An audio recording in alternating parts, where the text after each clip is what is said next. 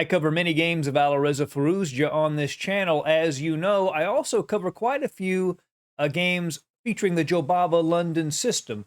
I'm really excited when I can find a game played by Alireza Firouzja in the Jobava London System, and this is such a game. And let me tell you, if you happen to play the Jobava, you're going to want to look at this because he handles the system in a creative way against one of those systems for black that's very annoying for white. So let's watch and see how Alireza handles this. This is the AIM Chess Play-In tournament. His opponent is Grandmaster Dennis Wagner. Firouzja has white, Wagner has black. Let's jump right in. D4, D5, knight to C3, knight F6, and bishop to F4, the distinctive moves of the Jobava London system. And black plays the immediate C5. And this is often very annoying for players of the Jobava. Black immediately begins to irritate white in the center, trying to keep him from getting his optimal piece set up. E3 was played by Firouzja, takes on D4, takes on D4. The bishop is already outside of the pawn chain, so it's okay to exchange there. And D4 becomes a bit of a target for black. Now bishop to G4, hitting the queen, and white has to do something here. And Firouzja plays a move. It only been played once before at a much lower level game. He plays the move knight C to E2. Now this structure is the Carlsbad structure, where white's pawns point towards the king side and black's towards the queen side. So he's trying to set it up so he'll have a king side attack later in the game. Knight to C6, putting some pressure on D4. H3 tells the bishop, where do you want to go? Asks the bishop that question. Bishop H5 is still a good move, keeping the knight from going to F3 because it would ruin the pawn structure. But Grandmaster Wagner plays bishop to F5. In this case, knight to F3, E6, and C3, and we get our classic Carlsbad structure. So will Firouzja be able to generate enough kingside pressure here? I mean, when we play the Jobava London, that's what we like. We like to attack the king. Knight to H5 would have been a good move from black, actually. After bishop E3, bishop D6, black does have a decent position. But instead he plays H6. Now knight to C1, wanting to reroute that knight, probably to D3, to take advantage of some of these weak central dark squares. Bishop to E7, bishop to D3, offering the exchange of bishops. If he does exchange bishops, white is well placed here. So instead he plays the bishop to E4, castles, castles, and rook to E1, trying to put some pressure on the bishop here. A6, knight to D2, really trying to build up the pressure because black was not moving that bishop, but now a decision is forced. Bishop D3, knight takes D3, and we can see the outlines of a potential kingside attack for white. It would be nice if he had his light squared bishop, but he doesn't. Rook to E1, G3, a classic rook lift. The bishop might be able to sacrifice on H6, and maybe a knight can maneuver to E5, queen to H5. So we can see the outline of his attack. Knight to D7 to control the E5 square. A4, this is designed to slow down the minority attack from the black position. Rook to C8, and now rook to E3, beginning to take advantage of the potential attack on the king side, aiming for G3, hitting the G7 pawn. Rook to E8. The idea here, or it appears to be, that he wants to tuck the bishop back to F8 for king safety, which would be a good idea.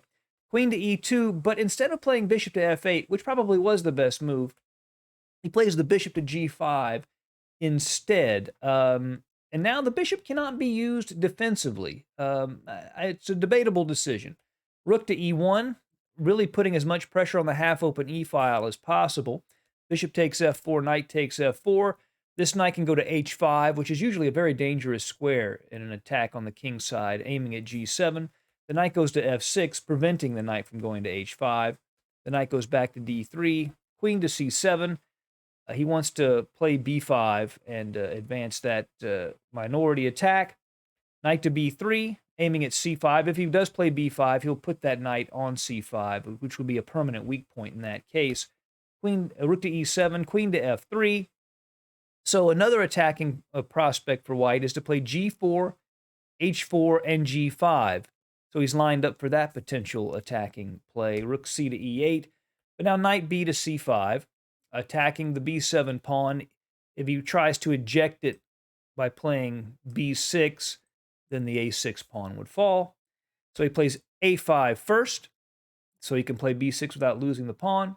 Knight to e5, knight takes e5, rook e5. And here, b6, knight d3, knight e4 was a decent approach from black. But instead he plays the knight to d7, knight d7, queen d7. So now we have a pure heavy piece position. And what Firouzja wants to do is place as much pressure as possible on this e6 pawn and then play f4, f5 to take advantage of it and create a weakness on that square. Queen to d1, what he's doing, he wants to play the rook to e2 and the queen to e1, that Alekin's gun formation with the two rooks in front of the queen. b5, ab5, queen b5, rook to e2, defends the b2 square. a4, and now f4, beginning this pressure of playing f5, trying to take advantage of a pin on the e6 pawn. Queen to d7 comes back, holds that together, and now queen to e1. He has this Alekin's gun formation and is threatening to play f5. So king to f8 to defend the e7 rook so that it would not hang if the pawn were to be taken. g4. Now the idea here is not to support the f5 push. The idea instead is to play g5, g6, and undermine the defense of the e6 pawn in that way. Queen to d6, g5, hg5, fg5, king g8, and h4. Again, the idea is to play h5 and g6 to undermine e6. a3, getting some queenside play. Pawn takes, queen takes a3. Now h5, continuing the plan to g6. The best move from black here was probably something like rook to c8, attacking the c3 pawn a second time, threatening to take it. But instead he plays rook to a8. And the idea here is pretty clear. After g6, he could play queen to a1. And because this queen is pinned to the king, it would force the exchange of queens. And in that case, Firouzja would not have enough to win in the endgame. So instead, he plays the move king to g2, so that queen to a1 is not a pin. That is what he plays, though, queen to a1. But now he can move the queen to g3, keep that heavy piece on the board. Queen to b1. This is a well-placed queen. It wants to defend along this diagonal, controlling these light squares, particularly the g6 square. Firouzja plays g6, and playing, let's say, rook a to a7, so of gf7, rook f7, black is still holding in this position. The pawn hangs, but there's also problems on f1 for white. But he takes the pawn on g6. It turns out that's a mistake. And what Firouzja should have done is play rook to e1, double exclamation point. The idea is he wants to push this queen away so it no longer controls the g6 square. If the queen tries to stay in contact with that square, this would happen. Queen to c2, which is also check, but you bring the other rook back. The only square the queen can go to defend that square is f5. But then after rook to f2, rook takes h5, rook h1, the queen would be completely trapped. So rook to e1 would have been a very impressive shot from Firouzja. But he goes ahead and plays the most natural move on the board, hg6. Rook to f8, again, threatening stuff on f1, so rook to e1 stops that.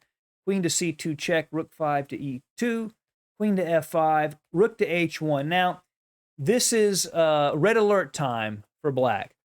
He has to make the right decision here. The best move is queen to f4, offering the exchange of queens and controlling certain key squares in the position.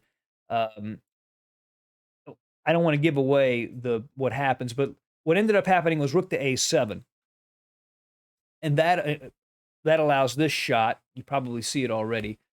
Rook to h8 check, king takes rook, queen to h4 check, king g8, queen to h7 mate. And Firouzja won by checkmate. Just a footnote, the reason this works and you can't play rook to h8 check here is because if king h8, queen here, then you play the queen back to h6, and that blocks it, and that would hold for black.